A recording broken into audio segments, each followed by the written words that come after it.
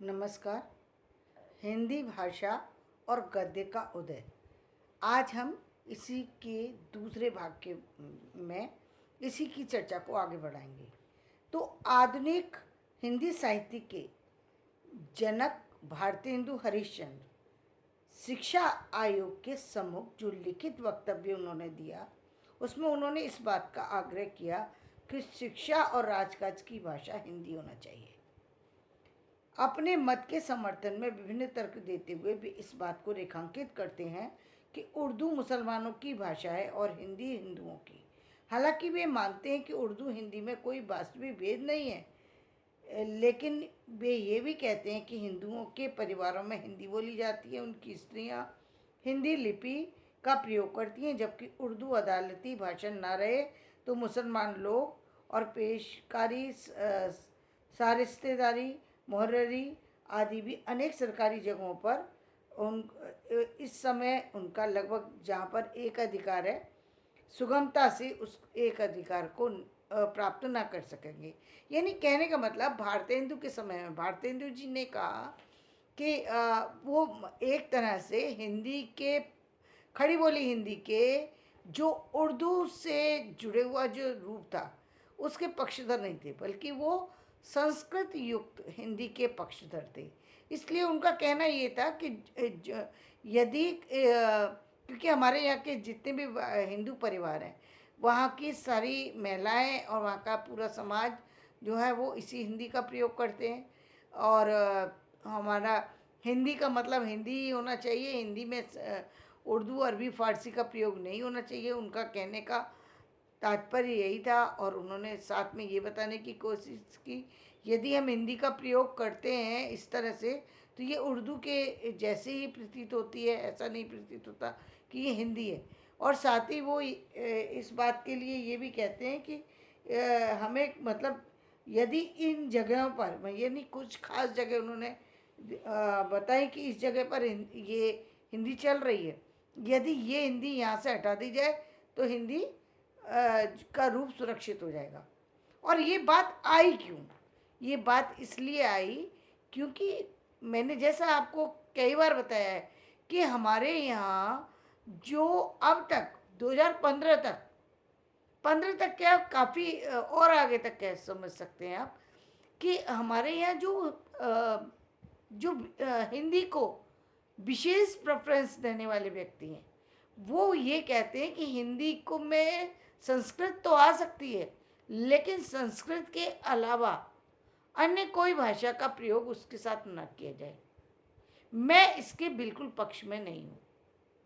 कारण ये है कि यदि आप हिंदी को इतना जो है डिफ़िकल्ट बना देंगे कि वो सिर्फ और सिर्फ साहित्यिक हिंदी रह जाए, परिनिष्ठित हिंदी रह जाए, और परिनिष्ठित नहीं, फिर तो आप संस्कृत को भी हटा दीजिए, केवल शुद्ध हिंदी रह जाए, तो ऐसे रूप को वो समाज, वो बच्चे जो नए युग के हैं, वो वैश्वीकरण की हम कल्पना कैसे कर सकते हैं, जिसकी हम कल्पना चाहते हैं कि हमारी भाषा को पूरे विश्व स्तर पर जाना जाए। वो तब संभव होता है जब हम खुल कर के सबको सारी चीज़ों की छूट देते हैं कि भाई आप हिंदी को यूज़ कीजिए, आप जिस तरीके से चाहे यूज़ कीजिए।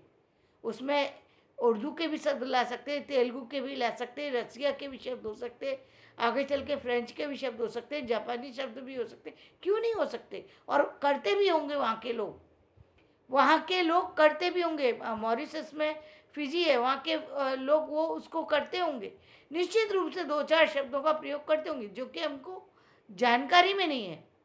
इस पर रिसर्च होना चाहिए। तो ये कल्पना क्यों थी, कम छोटी सोच क्यों थी? क्योंकि ये छोटी सोच इसलिए थी क्योंकि हमारे यहाँ रूढ़िवादिता है।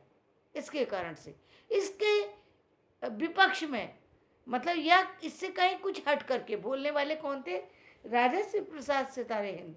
उन्होंने कहा कि उन्होंने अपने लेख भाषा का इतिहास पर विचार करते हुए लिखा है, उनका मानना था कि आरंभिक मुस्लिम शासकों ने फारसी से भिन्न प्राकृत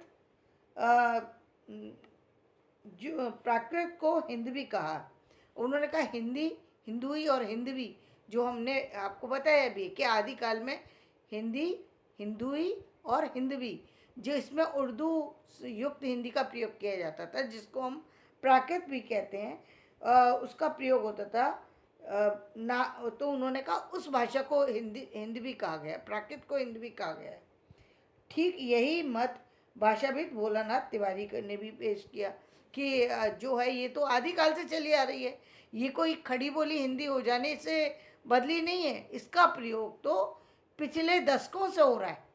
यानी ये आज की बदली हुई भाषा नहीं है, जब भारतेंदु जी इसको लेके आए हैं तब ये नहीं बदली है, बल्कि इसका प्रयोग जो है आदिकाल में जब प्राकृत भाषा का प्रयोग किया जा रहा था तब से हो रही है, और तब हिंदवी के नाम से हो रहा था। लेकिन इस विवाद में पढ़ने की आवश्यकता ही क्यों है कि हिंदी को केवल हिंदी रखा जाए, या केवल संस्कृत युक्त हिंदी को हिंदी माना जाए, या उर्दू अरबी से फारसी की से युक्त हिंदी को ही खड़ी बोली हिंदी माना जाए। खड़ी बोली हिंदी का प्रयोग जो है पूरा हिंदी, खड़ी बोली हिंदी का प्रयोग जो है वो पूरे राष्ट्र की भाषा होना चाहिए। ये भारतेंदु जी भी मानते थे, ये राजा शिव प्रसाद सितारे हिंदी भी मानते थे, ये भोलानाथ तिवारी जी भी मानते हैं, ये रामचंद्र शुक्ल जी भी मानते हैं, और ये हमारे बल्कि हिंदी साहित्य के बल्कि हिंदी जगत के भारत के सभी लोग मानते हैं कि भारत की भाषा, भारत की राष्ट्रभाषा हिंदी हो जाना चाहिए, और बहुत जल्दी हो जाना चाहिए। और इसके साथ साथ जैसे ही ये भारत की भाषा होती है, विश्व स्तर पर इसको आने में टाइम नहीं लगेगा, और बिल्कुल टाइम नहीं लगेगा, ये बात निश्चित है। इस बात में कोई भी दो राय रखने की ज़रूरत नहीं है।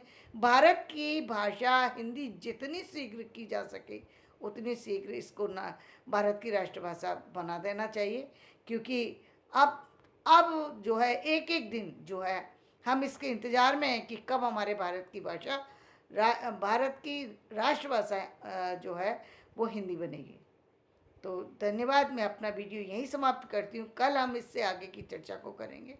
यदि मेरा वीडियो पसंद आए तो इसे लाइक करें, शेयर करें और सब्सक्राइब करें।